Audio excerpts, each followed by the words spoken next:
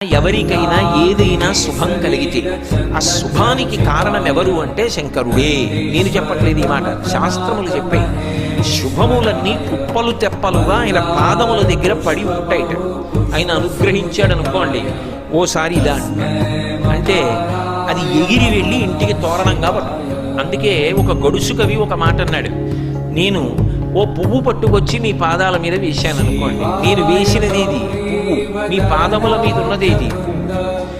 నేను ఒక పువ్వు పట్టుకెళ్ళి మల్లికార్జున లింగం మీద వేశాను అనుకోండి, పరమ ప్రేమతో వేశాను అనుకోండి, ఆ పువ్వు ఓ ఏడాది తర్వాత నా ఇంటి మనవడం. నేను ప్రేమతో వేసిన పువ్వు 2 ఏళ్ల తర్వాత నా ఇంట్లో మనవరాలు. నేను ప్రేమతో వేసిన పువ్వు నేను కట్టుకునే ఒక ఇల్లు.